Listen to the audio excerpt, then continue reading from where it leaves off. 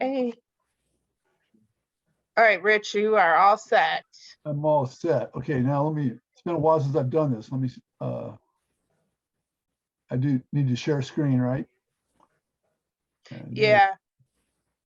If you have anything to sound, make sure you clip that, but you sound just my beautiful voice. wonderful. There you go. Okay, so we're ready to get started. I chose out of my own mind the topic of creation, and of course it's a horrible topic in one respect because it's probably the most complex topic we've ever done on Education Sunday.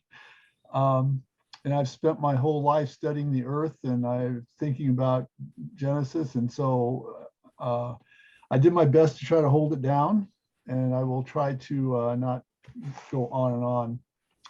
But this is a topic that I thought would be fun to talk about. And again, as always, I really hope that you guys will interrupt and make comments and have questions and whatever. That's really important. So please feel free to do that. Okay, so let's get started. Here's some points about creation, a lot of them, just to get us thinking about that. Creation is forbiddingly complex. Ecosystems and biochemical processes are amazingly complex, but it's also really, really simple in the fact of how we see and appreciate creation in nature. We need to acknowledge that it means different things to different people. For some, it's a source of beauty and wonder, worthy of love and protection.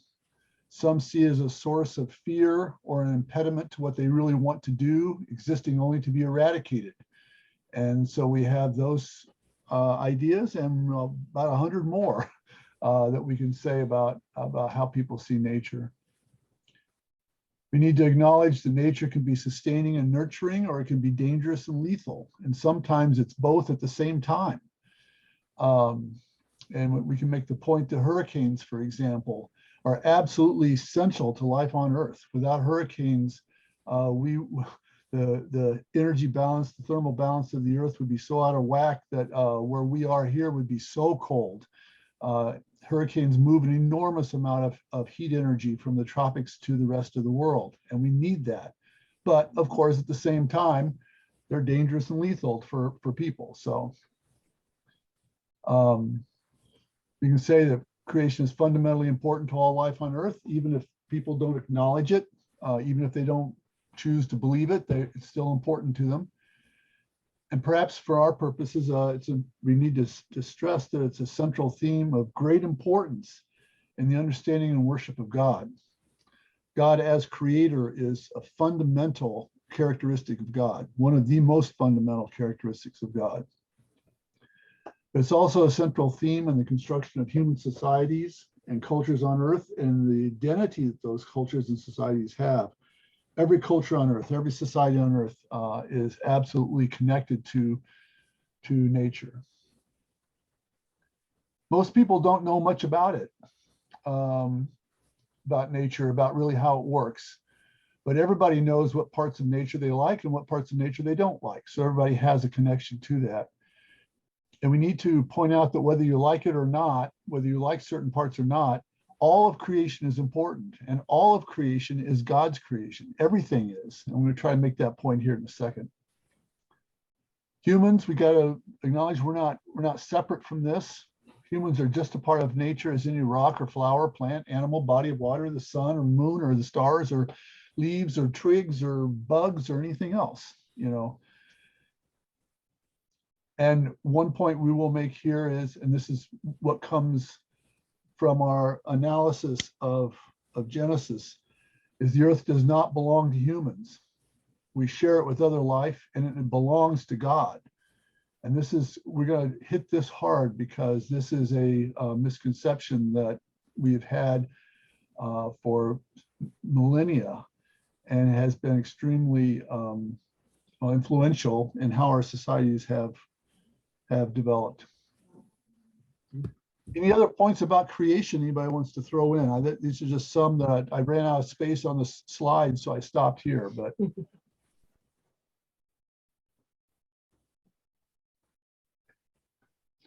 Okay, so here's an example of creation being simple. I think it's easy to see the joy and the beauty in creation in this slide. It's immediately sensed. You don't have to analyze it. You don't have to think hard about it. But it also, at the same time, is complex. You know, this is Katie and Ray, of course, and they're playing and laughing and having fun. But what's allowing them to do that are thousands of complex biochemical processes going on constantly in their bodies. And the balance of that is what allows us to have life. And that's going on all the time. And so that's the complexity of it too. This is an illustration of how it can be different to different things, different people. The Utah desert can be nurturing for the Western colored lizard here, who lives and thrives in the Utah desert and does well. This is a picture of me holding up a soon-to-be completely emptied water bottle on a hike in the Utah desert when I had miles to go yet. I didn't. I planned okay. I shared water with people who didn't plan well, but it's not. And there's no great story here. I didn't die or anything like that, but that is potentially threatening. You know, and it doesn't take long in 120 degrees to dehydrate.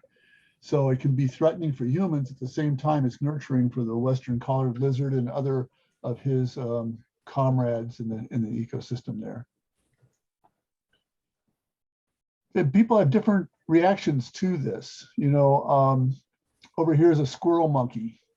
These are extremely endangered and are very rare. And they're only found on 2 places on the earth. One is in Manuel Antonio National Park in Costa Rica. And the only reason it's there is because this is protected space. This is the rainforest there, and it's protected. And that's the reason why the squirrel monkey's surviving there. There's one other national park in Costa Rica where you can find them also. But just a couple of miles away, there's a beach resort and there's all kinds of development, and they've cut down the rainforest and done all this kind of stuff, and there's tourists and all this kind of stuff. And I mention this because Manuel Antonio was slated to be cut down too, and they wanted to put a big beach resort there. And Costa Rica decided to call a halt to that. That was a foreign corporation that wanted to do that, and they called a halt to it and refused to let them do that, and made a national park out of it and preserved it. And because of that, the squirrel monkey still exists. Now, some people say, who cares about squirrel monkeys? You know, why do we care about that? Let's have some fun. Let's have another resort. So people have different reactions to how land should be used.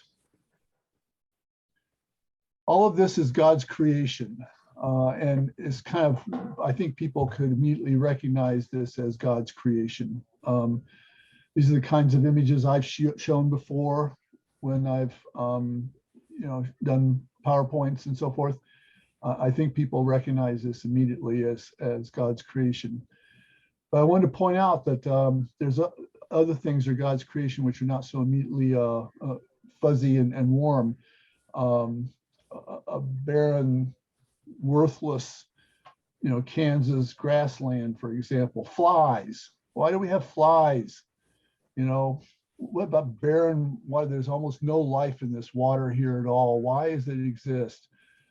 Twigs and skunk cabbage. Why, you know, how is that God's creation? Ticks. I ate ticks, but they're God's creation as well. Here's a disturbing image of an iguana eating a rabbit. You know, and I have a picture. I actually took a picture of night, and so it's all black. And all of this is God's creation too. We need to recognize that God's creation is not just the warm, fuzzy, pretty stuff.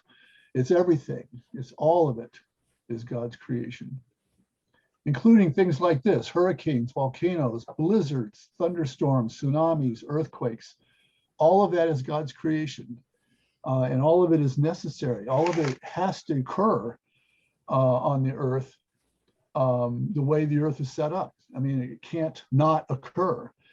And this raises a concept called teleology. That's not theology, that's teleology. It's a different thing. It's a philosophy or a way of looking at the world in which it says that the world, the universe, and all of creation and all that there is was created specifically for humans. That it's all here because of us. And that we can therefore use it any way we want, because it was put here by God, or there's secular versions of it too, but by God to provide for us. And so the earth is ours and we can do what we want with it. That's what teleology is. And as we'll see, the Genesis passages are highly teleological. And so these absolutely essential and necessary physical, inevitable kinds of reactions that we don't like, we think they're bad. We don't think they're not good because they influence us negatively. It's like, who let that on our earth? Why does that exist? But nevertheless, it's all part of God's creation as well. So it's common, as I've done already, to equate creation, nature, and the environment. And this makes some sense because, the creation is the thing that's created. It's what has been created. And so that's kind of makes sense. But we're going to focus on the act of creating, especially the biblical accounts of God creating the earth and all life. And the focus of this first part will be as God as the creator. So we're going to take a look at that. And again, stop me if you have questions or comments at any point, okay? First, I want to talk about what a myth is. Here's the definition for a myth: a sacred narrative that teaches about morals, ethics, how to live, and the divine and the human relationship to the divine. Let me rephrase that. A sacred narrative, it means it's a divine narrative, usually, it's in its traditional sense. And it has meaning. That's what is important about a myth. It has meaning. It teaches something. And it teaches things which are important, usually. And it's really important to emphasize that to be effective and important, a myth does not have to be empirically true. The important things about the myths are their meanings. That's what's important. What are they trying to say? Not whether or not they can be proven to be true. Now, in our society, we kind of trendily redefine myth to be the same thing as a lie. Please resist that, because that is not what a myth is. It's not a lie. And people use it that way because it's cool and hip, but it's not the way myth is. Myth is simply a story that has meaning, and the meanings are important. Now, we can contrast that with science. Science does not concern itself with meanings, only with empirical truth. Science just wants to know what happened or what is happening. That's it. The implications of that is not in the realm of science at all. It's only what is happening or what has happened. And that's the difference between myth and truth, and myth and science. And I want to point out that myth and science are both really, really important. And we need to have both in our lives, and they're not mutually exclusive. They're not contradictory. They only are contradictory by people who don't understand what myth means and what science means. What about creation myths? Okay, every culture on earth has myths about creation, and they are very important, really important. And typically they're important because they work out answers to really big questions. And virtually every creation myth there is, and there are thousands of them on the earth with all different cultures and all different kinds of ways of looking at this. They all answer mostly the same questions. How did the earth get here? What is the meaning behind creation of earth and life? What are the stars, moon, and planets? And what are the relationship of earth to all of those? What is the human relationship with other living things on earth? How did different kinds of humans come to exist? What is nature? And what is the human relationship to nature? What does the divine mean? And what is the relationship of the divine to nature and to humans? What is the relationship between human genders? Virtually all of these creation myths talk about the relationship between genders, human genders. And I was thinking of the Navajo creation story, which I have a version of, which is very long and complex. It's about 300 pages in the version I have. There's a whole long section where the women go on strike because they've not been treated right. And they separate themselves from the men, and they basically do a strike against participating with men, and forces the men to acknowledge their rights and so forth. And of course, the Navajo culture is tends to be sort of not fully equality between genders, but more so than most. And that's reflecting of that. So they deal with these kinds of issues, as does the Genesis account. And then another question, what is the origin of history, especially human history? You know, not just how are they created, but how did we evolve into societies, you know? And all of that is in creation stories. And these are all big, big questions. And so creation stories are really important. And they tell us just a whole lot about culture and society, so much so that cultural geographers, which is what I was, spend a lot of time thinking about creation stories and what it means and how they relate to different societies. And it's really critical to remember that the answers that come from creation myths usually reflected the values and structure of the culture that embraces the myth. So basically what they do is they have a society and a culture, and they create myths which explain how they are, you know? And so we need to understand, that's why creation myths are so informative about culture and society. So to understand the creation story in the Bible, it's necessary to understand the culture of 500 BC in Judah and Israel. And once the creation myth is in place in society, it usually has a profound and lasting impact on how the culture evolves and how it continues to function, because these are very important in the development of identity and so forth in cultures. So when we think about creation in the Bible, we always think about Genesis, but I wanted to point out there's other places where creation is discussed too. I may not read all of these scriptures. But for example, here in 40th chapter of Isaiah, let every valley be filled and every mountain and hill be laid low. Let every cliff become a plain, let the ridges of a valley. That's creation right there. Have you not understood how the earth was founded? He, God, lives above the circle of the earth. Its inhabitants look like grasshoppers. He has stretched out the heavens like a cloth, spread them like a tent for men to live in. God is an everlasting God. He created the boundaries of the earth. And what they're describing here is the standard model for creation back in those days was as of a vault. And we'll talk about that a little bit later on, what that means. But he's describing the vault here, and he's describing a flat earth. A circle is a two-dimensional shape, and it has boundaries. The heavens are the rest of the cosmos. It's draped over the earth like a tent. And implied in all of this is the tent holds in traps of the atmosphere, giving humans something to breathe. So all of this has to do with creation as well here. And we can see that in Psalms 8, for example. I look up at your heavens made by your fingers, at the moons and stars you set in place. Oh, what is man that you should spare a thought for him? Well, it's supposed to be a thought. And the human creature that you should care for them. Yet you have made him a little less than a god. You have crowned him with glory and splendor. You made him rule over the work of your hands. All things you set under his feet, sheep and oxen all together, and all the beasts of the fields, the birds of the heavens, the fish of the seas.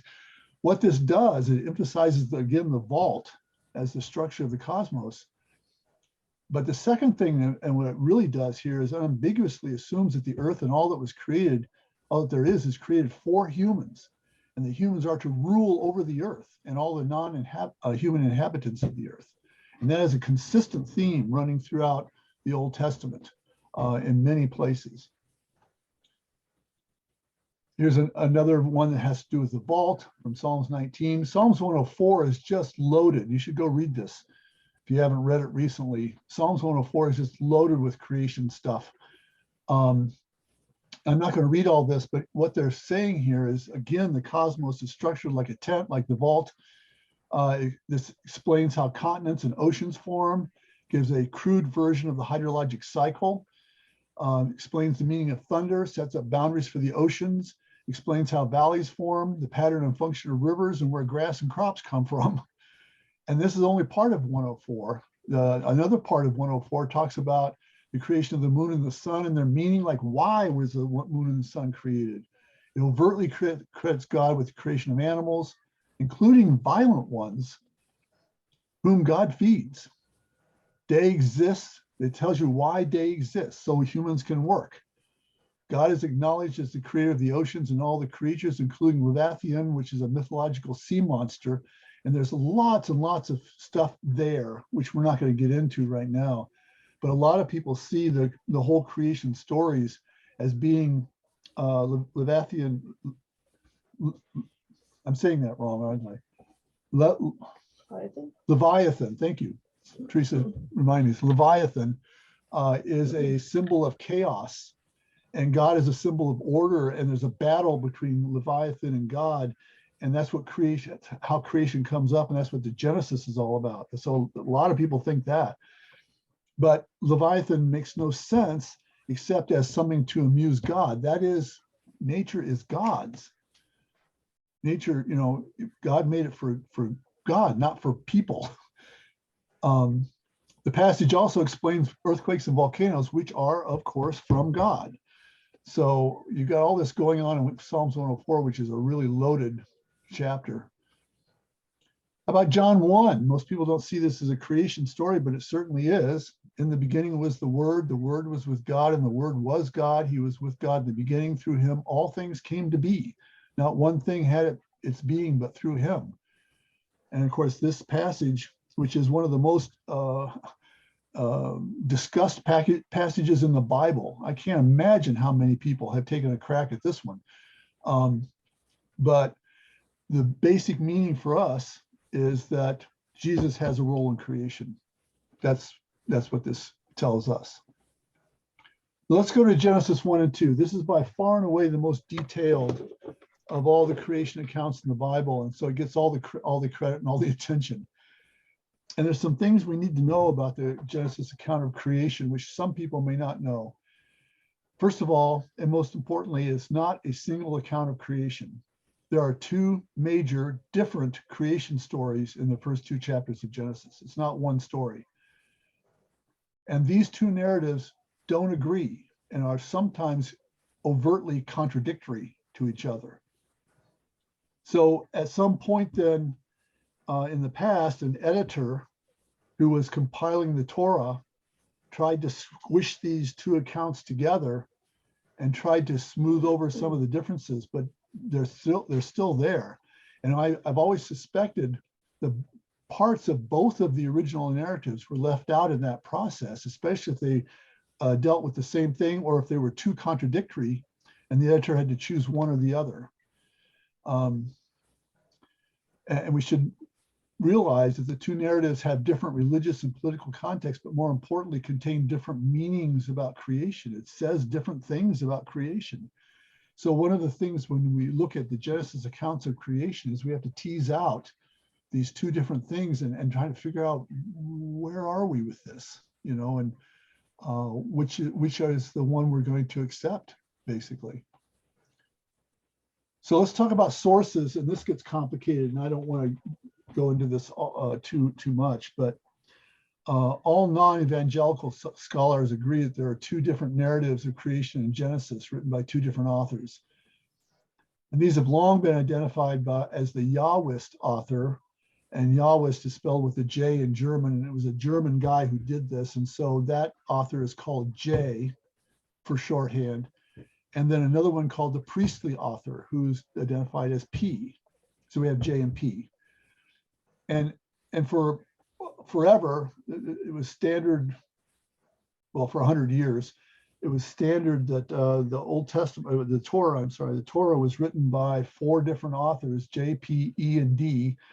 E is the lowest author, D is a Deuteronomist author. And this is called the documentary hypothesis. But research since then has shown that E is extremely minor source. And now everybody seems to accept that Torah is written by J, P, and D, with 1 or more editors stitching it all together. Some say it's fragments of many authors, with J, P, and D just being the chief contributors. But for our purposes, all of that is academic, nonsense for our purposes. What we need to know is that P wrote the first chapter of Genesis and the first 4 verses of the second chapter. J wrote the rest of the second and third chapters, and in fact wrote almost all of Genesis. So we're going to talk about P and J. Again, remember, P wrote the first chapter, J wrote the rest of it, okay? So let's look at these guys, and we'll see where the break comes. This first passage here is from P, from the priestly author. He calls God Elohim. And so on the 7th day, God Elohim completed the work he'd been doing. God Elohim blessed the 7th day and made it holy, because on that day he had rested after all of his work of creating. Such were the origins of heaven and earth when they were created. That's the end of the story right there from P's point of view. Verse 4 starts off with J's account at the time when Yahweh God, he's calling God Yahweh, not Elohim, made earth and heaven. There was as yet no shrubs and fields and plants and sprouted and so forth. Yahweh God had not sent rain on the earth, nor was there any man to till the soil. Yahweh God fashioned the man from the dust of the soil and breathed into his nostrils the breath of life, and man became a living being. And according to the priestly account in chapter 1, all of this that Jay just told us had already been done, and had been done differently than what they talked about here. Okay, so we get the contradictions come up almost right away. So let's look at the differences between P and J. These dates are kind of tentative. Scholars think sort of maybe this is when they were written, but it's almost certain that J wrote first and P wrote after him. We know, of course, that P referred to God as Elohim and J referred to God as Yahweh. They use different terms for creation. P uses general terms, create, to make. J refers to specific terms, such as a potter's term to fashion, an architectural term to build. And in Hebrew, that really is an architectural term. P has a God who's more formal and majestic. God is more anthropomorphized, in other words, more like a human. In J, they talk about him walking in the garden and talking with Adam and Eve and things like that. The point of P, he wants to show creation as a genealogy of humanity, emanating from the majesty and the power of God. That's important to him, the majesty and power of God. This is what it means when it says that humans were created in God's image. That's our genealogy. It goes back to God, and that's where we come from. J wants to show in the creation narrative, J is obsessed with soil. It's all over J's account. And he wants to show the relationship of people and soil. And he wants to show that there should be boundaries between God and people. In other words, instead of people coming from God, there are boundaries between them. And that people broke those boundaries in the Garden of Eden, and that progressive human corruption destroyed God's perfect creation. So there's a very different kind of feel to J in terms of their creation and what he wants to say about this. Again, another difference is the structure of creation. This is that vault idea. P is all about the vault. It's overtly in his stuff. And if you're having trouble picturing what the vault is, think of a sports facility that's domed, an indoor sports facility like what I've pictured here. It's flat on the bottom here where the playing field is. That's where humans live on the earth. And there's an arched dome over it, which is rigid. And in that dome is where all the moon and the stars and the sun and all the lights are hung there. It's like they're put up there in place by God. And that's how the structure of the earth is, according to the first chapter of Genesis. That's what we mean by the vault. In some cases, they say a tent, but it's the same kind of an idea. Jay didn't even develop a structure. He went right to the Garden of Eden. And for him, creation was paradise, which was lost, which was corrupted by human sin. And so that's what it was for him. And this is a photographic representation of Garden of Eden. It looked just like this. You can bet on that. But what they're showing here is the paradise nature of it was that all animals lived together. There was no predation. There was plenty of food. It was easy and so forth. That's what Jay does. Okay, he doesn't have a structure. So let's go through some of the scriptures just so you can see some of the differences here. Let's read through P first. This is from the first chapter. Let there be a vault in the waters, and so it was. God called the vault heaven, and heaven in this case does not necessarily mean where God is. It refers to what's up there, above us. That's how the Hebrews use that term a lot. Let the waters under heaven come together into a single mass, and let the dry land appear. God called the dry land earth and the mass of water sea. So there we have the creation of the continents and the oceans. God said, let the earth produce vegetation. That's all the plants. Let there be lights in the vault of heaven to divide the day from the night. That's the sun, the moon, and the stars. Let the water teem with living creatures. Let the earth produce every kind of living creature. That's the creation of animals. Then God created humankind. In the image of God, he created them. Male and female, he created them. God said to them, be fruitful and multiply, fill the earth and conquer it, be masters of all living animals on the earth. And God saw all he had made, and indeed it was very good. So P emphasizes the goodness of it all and the majesty and the glory of God. J, on the other hand, has this account: Yahweh God fashioned man of dust from the soil. He breathed into his nostrils a breath of life. Yahweh God planted a garden in Eden, and there he put the man he had fashioned. It is not good for man to be alone, God says. I shall make him a sustainer beside him. So from the soil, Yahweh God fashioned all the wild beasts and birds of heaven. These he brought to the man to see what he would call them, what the man would call them. Each would bear the name the man would give it. But no suitable sustainer was found for him. So Yahweh God made the man fall into a deep sleep. He took one of his ribs and enclosed it in flesh and built the rib into a woman. The man exclaimed, this is to be called woman, for this was taken from man. And we're going to go through the differences here a little bit later on. But I think you can see there's some real serious differences here and contradictory stories here. These are certainly not the same story. So what are some differences? And we're going to look at specifically a relationship to the environment. P says creation was good in the form that God made it. This has been a main environmental message that has emerged from the Genesis accounts of creation, that creation is good, in its original form. J says creation initially was perfect. It's a paradise we call the Garden of Eden. However, creation was corrupted by man and became bad. And the woman, as they sought to cross the boundaries, separating themselves from God and become gods themselves. That's what they were trying to do. And that corrupts what God did. And so creation devolves into badness.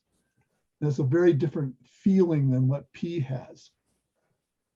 Humans were the last life God created after all the plants and all the animals. People have suggested that that's a divinely appointed importance to non-human life, that the animals and plants are so important that God made them first.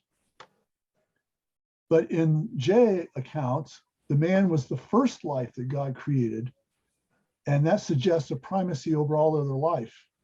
And all life was specifically created after him for the benefit of man. So all of the plants and animals, especially the animals, were created specifically for the benefit of man. P does overtly give humans the right to dominate all other life forms and by extension the earth itself. Like J, this is a teleological perspective. Okay, it goes back to that teleology we talked about.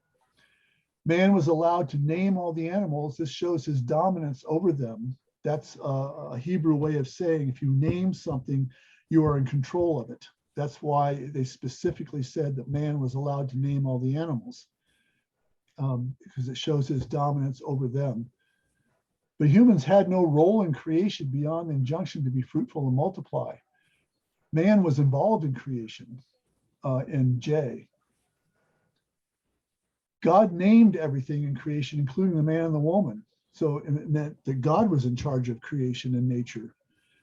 But like P, J overtly gives human dominance over the earth, and it also assumes a teleological perspective. So both have a teleological perspective, but J's is stronger, is more overt. Now, what about environmental perspectives from 500 BCE? This is when these, approximately when these accounts were being written in Israel and Judah. To them, the environment was challenging. The wilderness was a metaphor for land where God wasn't, you know. That's why Jesus went to the wilderness to be tempted, because he had to go someplace where God wasn't, so he could be tempted, right? And from their point of view, it wasn't godly, largely because it wasn't under the control of humans. So in other words, in the creation story, God gives humans the control of nature, and humans serves as surrogates for God in recreating the earth. And so what humans do is in the stead of God, is for God in a sense. And so what wasn't under human control also wasn't godly.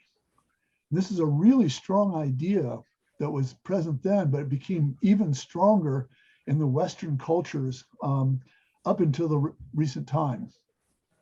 You can still see strong elements of this idea even today. That culture, 500 BCE, assumed that all that existed was placed there by God for human benefit. And all of this is reflected in the Genesis creation story. So this is going to be what they put into the creation story, because this is what they were assuming was going on. Now, in their perspective, there's a dry environment, really dry in Israel and Judah. And garden was a really important idea, because the gardens were well watered, were lush, were fruitful, were full of food and all that kind of stuff, which is kind of different from the world they lived in. So garden was a really important idea, and that's why the paradise was modeled as a garden, the Garden of Eden. It was the symbol of positive environment, and it was literally the home of God. According to Jay, this is where God lived on earth. But in their daily lives, nature didn't look like that, you know. It got in the way of the human-built environment with droughts and famines and locusts and heat and cold and all these kinds of things. And that helped establish this dichotomous, this two-fold view of nature, where it's good because it's God's and it's a paradise and it's a garden, but it's also bad because it's hurting us, you know. So this is why in the scriptures, you often see God in the positive aspects of environment, you know, when beneficial rain comes, or when the sun comes out, when you have rich soil, streams and lakes, and building materials, especially trees, because trees were in short supply in Judah and Israel. I'll remind you that when Solomon built the temple in Jerusalem, he had to send away to Lebanon to get enough wood to build the temple. Lebanon is hundreds of miles away because there weren't enough trees. And one other anecdote about that, when the Jewish revolt against the Roman Empire in 70 AD was finally crushed by the Romans, and the Romans made a show of crucifying virtually everybody who had been involved in that. They used essentially every tree in Israel to make crosses out of. And there were basically that's how few trees there were in Israel. So trees are a big deal in the Old Testament. Wood is an Old Testament. And when negative things happened, it was God punishing people for wrongdoing, you know, like storms or locusts or whatever. It's analogous to Adam and Eve being driven out of the Garden of Eden for trying to become gods and being forced into the wilderness where they would have to work really hard to earn the food they live, which they didn't have to do in the garden because food was everywhere. So these are the kinds of perspectives they had, which are manifest in the creation story. I think I will skip through this part. I just want to make this point.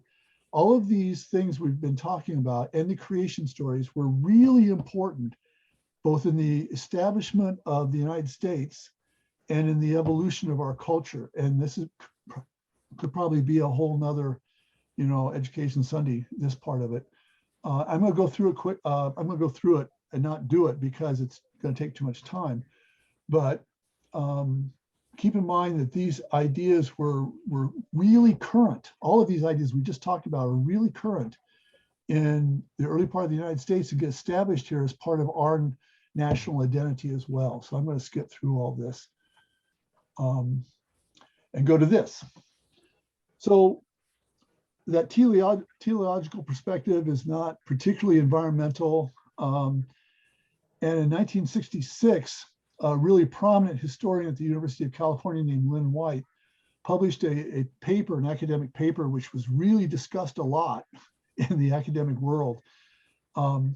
Essentially placed the blame for the environmental crisis in the United States solely on the backs of Christians and Christian theology, based on the Genesis creation stories.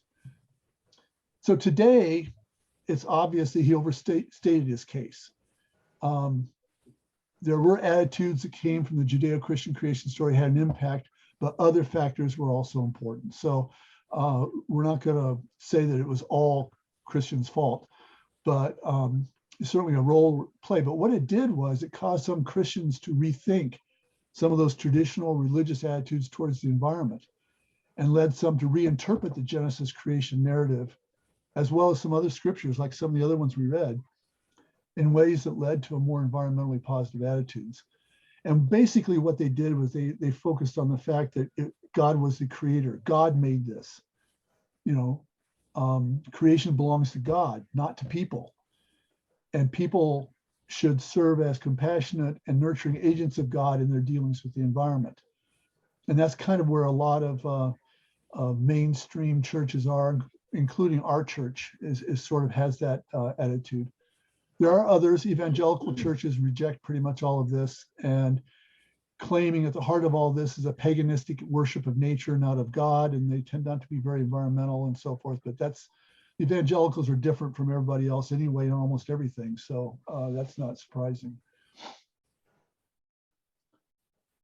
So let's look at gender relationships. This is really important and I think really interesting.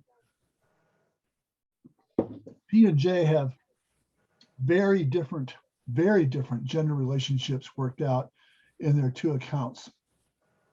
In P, recall that God created humankind in God's image, male and female, and he created by command. In other words, men and women were overtly created to be equal, and both were in the image of God. Both were in the image of God. Now that has really strong implications not only in gender relationships, but also in our concepts regarding the gendering of God. So if God was expressed both as man and as a woman in humanity, it gets harder and harder to think of God strictly as male, and I think this is a point which has been overlooked by a lot of people. But so it's clear that the P account in the first chapter has men and women both in the image of God, both equal, and both being made at the same time, both being made by God. Now, let's go over here to J, okay? Man was fashioned by God from the soil. Okay, so the whole process of creating man was different. It's like God was a potter and he was molding clay and then breathed life into it, okay? And then later, God made woman from one of man's ribs. So in other words, it's basically man was essentially made in God's image and the woman was made in man's image. Okay, and that's a important distinction to make here, I think. Mhm. And also then the man was allowed to name the woman. First of all, he named her woman, and then later on he named her Eve. And again, in Hebrew culture, that means it shows his dominance over her. You know, whoever gives the name has control over the thing that's being named. And that shows up in Adam naming the animals, and now it shows up in Adam naming Eve. So the role of, in J, the overt role, which is spelled out clearly, of the woman is to be a helper to the man. In other words, the man does what he's going to do, and the woman helps him do that. So in both her function and in origin and function, women are subservient to men, and that's clear in J. So the J woman, this image that J has created, was the model for a good woman in Hebrew life, whose life was given in sacrifice to her husband and children, and who had no identity outside of that. That's what women were supposed to do. And that's manifest in the J account of creation. Now, the Jewish life has always been a strong strain of intellectualism in Jewish religious life. And that's manifest partially in councils of rabbis who would debate scriptures and talk about them and come to some consensus and then write them down. So we have, there's books which are pretty close to being scriptural books, you know, in Jewish life, which are opinions and attitudes and commentaries by rabbis about scriptures. And in those, we can read in those what the difficulty rabbis had knowing what to do with this first woman, the P woman, because this is not the kind of woman that they wanted in their society. This is not the kind of woman that their society had built, in a sense. She was too independent for the patriarchal society of Israel, and they didn't know what to do with her, you know. And so finally, what the conclusion is they came to was that they assumed that the P woman in the first chapter is actually a different woman than the J woman in the second chapter. They're not the same person. And the priestly woman, the P woman in the first chapter, was the source of trouble in marriages, in society and so forth. It was a woman who didn't know her place, basically. And that was the legacy of the first woman. And so that, you know, influenced infidelity and dysfunctional families and things like that. And so they came up with this really strong dichotomy between these two women. Since their society was modeled after the J account, basically, that was the one they said was the right role for women. So you see that both were trying to work out gender relationships and worked out really different ones. And you can see this subservient nature. This was the one, the J account was the one that took off in society and dominated society well, long after Israel, the Israeli experience.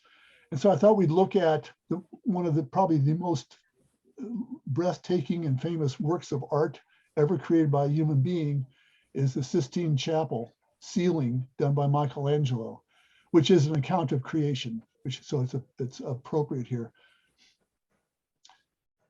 The black square here, which I added the black square, it's not there in real life. The black square is the creation of Adam by God. And this is all from J. Michelangelo didn't do anything from P. This is all from J, all from the second and third chapters. And so here's the creation of God, of Adam by God. And next to it is the creation of Eve over here outlined in red. And you can see it's 1/4 the size of Adam, which gives Adam way more prestige and more of a central point in the whole creation narrative. So Michelangelo, who was reflecting church doctrine at the time, we should point out that all of this was done with the authority and the supervision of the Vatican hierarchy to make sure it was going to be theologically correct. So all of this was the church doctrine at the time. And it's not only much smaller, but if you look at the creation of Adam, this is a magnificent painting. There is no doubt about this. This is magnificent. And it has had huge impact. I mean, our image of what God looks like, and so many things come from this. But it's really brilliantly done. This is really, really well done. But if you look at the creation of Eve, it's done with far less skill and is not nearly as dramatic. God is not as dramatic. God doesn't even look like God, hardly. And this is the creation of Eve. And so what it meant was this whole painting took Michelangelo years and years and years to do. And he put more effort into some and less effort into others because he had to get it done, you know, and he put a lot of effort into Adam and not very much effort into Eve, not as much effort into Eve. So you can see that legacy continued on up into current times. I want to do a note on names here real quick. Of course, Adam and Eve, and they had Cain and Abel were their kids. We won't go with Seth right now because he's not that important. But Adam, we should point out, is not a proper name in Genesis. It's just the Hebrew word Adam, which means humankind. So what they're saying in there is that God created humans, not that God created Adam. So it's not one person is what was not the original account. It was a group of people, you know, God's created all of humanity, you know. The usual Hebrew word for man is ish. And that's used in Genesis 2:23 when Adam says, the man says, this at last is bone from my bones and flesh from my flesh. This is to be called woman, for it's taken from man. And there, man is the Hebrew word ish, and woman is the Hebrew word isha. Now, of course, the similarities in those two words are intentional, you know, and this is when Adam names the other being a woman, and then later names her Eve. So Adam is not a name, and it's not an individual. It got translated as Adam because that's the Hebrew word that they use, and people then started assuming it was a proper noun and it was a proper name. So it's really not probably appropriate to think of one individual Adam and one individual Eve. Eve is also not a proper name until Adam gives it to her. It's actually derived from the Hebrew word to live, and in modern Hebrew is the word hava. Abel, their son, is also not a proper name. It comes from an Akkadian word which means son. So basically what we're saying is God created men and created women, and they had sons. You know, that's what the story is really saying. Although Cain does seem to be an ancient proper name, there are similar names in both Arabic and Aramaic. So that may have been a proper name, but none of the rest of them were. So by focusing on making it a nuclear family of a man, a woman, and their two sons, it kind of does violence to some of the, you know, the actual original meaning. Let's take a look at the Garden of Eden. I'll see if I can do the Garden of Eden in 5 minutes. It's never been done that quick before, but the Garden of Eden story is only found in J, and it's presented as an ideal place, literally a place where God and people would live together.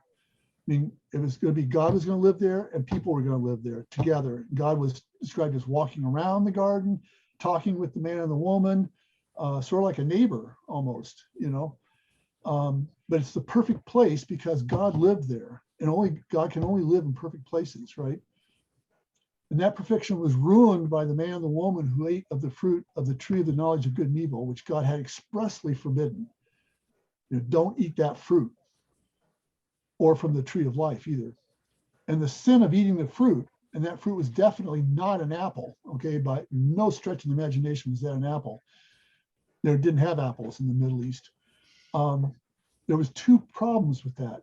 They were disobedient to God's directed command, but knowledge of good and evil implies judgment. That's when you can make judgments. And the Bible is clear that only God can judge. Humans are designed to love other people, but not judge them. Boy, is that a lesson that we have not learned, right? But the Bible is clear on this. Only God can judge. And if they, by eating that fruit, and this is their way of explaining why it is that people try to judge all the time, is because they ate of the fruit of the knowledge of good and evil. And so in their arrogance, man and woman were trying to become like gods themselves. And their arrogance was part of the sin. And that was the fall. That corrupted the garden. And that was sin, the first sin. And to prevent them from eating from the other banned tree, which is the tree of life, and that would have made them eternal and cement their status as gods, God caused the man and woman to be expelled from Eden. They had to be driven out of paradise. And what that basically means is, since paradise had been corrupted, God withdrew from the earth and didn't live on the earth anymore.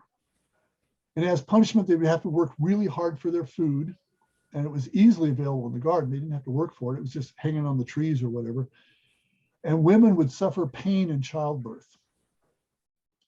So that was their punishment for doing this. Now, what was the Garden of Eden like before the fall? Again, another photo representation here from 1650. Well, wonderful and delicious food was readily available and required essentially no work together. So that was easy, right? Cursing women with painful childbirth suggests that there was no childbirth before the fall. And the likelihood was that women did not have menstrual periods at all. It also suggests there was no sex. And that is not mentioned until Genesis 4:1. That's the first mention of sex in the Bible. And that's after they've been driven out of the garden. So all of that, according to the creation story, was the result of sin. Okay. And in contrast, Adam and Eve were naked in the garden and were not ashamed by that. That's probably a code word for saying there was no sex. Shame and the need to cover nakedness was a result of their sin in the fall. And as a result, in the early Christian church, in the first couple of centuries, it was not uncommon at all for converts to be baptized into the Christian church naked. They were naked when they were baptized to symbolize the fact that they were without sin, because that's the state that Adam and Eve were in when they were naked. They were without sin. Again, in Garden of Eden before the fall, there's a strong implication there was no death of any kind in the Garden of Eden. This included animals predating on each other, which means all animals live together in harmony and live with humans in harmony as well. This is a favorite concept for vegetarians who use it as a justification for not eating meat. Humans or any animal didn't eat meat until after sin had entered the world and they were expelled from the garden. So here's a vegetarian organic store in Atlanta, Georgia, called Return to Eden, and overtly playing on that idea. When Isaiah talks about the lion laying down with the lamb, he's evoking the imagery of the Garden of Eden. That's what he's talking about. So Zion, which our church seal has that image, the lion and the lamb and the boy, Zion is an attempt to return to the Garden of Eden. That's what Zion is all about. The perfect place where God can dwell with people again. So all of this, it's possible, I'm about done, so give me 1 or 2 more minutes. It's possible to interpret the Genesis creation story as an account of the broad sweep of human life as is known to people at that era. In this interpretation, not an individual Adam and Eve, but men and women had children. And their children, in other words, all of humanity, human society, followed 2 general professions. They were either farmers or they were herders. Cain was the farmer, Abel was the herder. Abel also represents societies who were hunter-gatherers, deriving their sustenance entirely from nature. And there was a strong hunter-gatherer component there in Israel in 500 BC. So Cain killing Abel was an expression of the expansion of farming at the expense of hunting and gathering. which occurred in this part of the world over a 7,000 year period, several thousand year period between 9,000 years ago and 5,000 years ago. In other words, farming killed hunting and gathering as an economic activity, as Cain killed Abel. So it's been interpreted on a really broad scope. That's what they're trying to say in all of that. Who knows? So what are the similarities between P and J? We've seen the differences. Most important point of both creation narratives is that God did it. God is the creator. That is the most important point. That is the meaning of Genesis. That is the meaning of creation story. God is the creator. Both overtly say that humans are the masters of all other life forms and over the earth itself. Both are therefore teleological. In other words, the earth was created for people to use as they wanted. And this has had enormous influence on Jewish, Muslim, and Christian societies ever since. And we embrace that, and all of the environmental damage basically comes from the attitude that the earth is ours and we can do what we want with it. I'm going to skip creation science.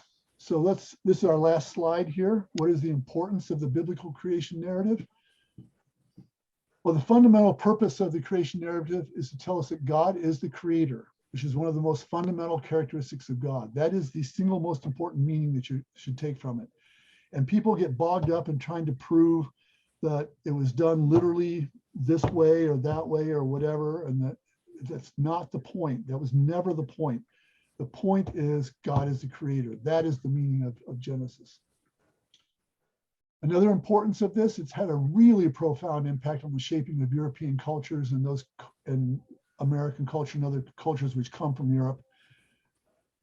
It was, at least until very recently, and in some cases still today, was an important basis for the war on nature waged by Europeans and Americans. And it was a war that we waged against nature as we went as fast as we could, creating natural environment into human-built environment. And it's still that way in some important and powerful circles. It has been used to justify male dominance over women and over all life. So that's been an important factor in patriarchal societies being created and being sustained. Now, the fact that God is a creator also means it's possible to interpret this as a call for respecting and cherishing nature, with the Garden of Eden as a model for sustainable earth. And it provides two distinct views of gender relationships, giving societies the chance to choose which are we going to go with. One view is towards gender equality, the other is for male dominance. Male dominance has won out. We're fighting now for gender equality, and a lot of resistance to that, but that's the two choices we have, and the Genesis accounts of creation give us our choice. And that's it. Not too late, only 5 minutes. That's pretty good for me. Well, thanks, Rich. I appreciated that. Thank you. That was a lot. Sorry about that. Not a problem. No, not at all. Go ahead. I was like, should I stop Yeah. recording? I'm gonna go ahead and stop recording.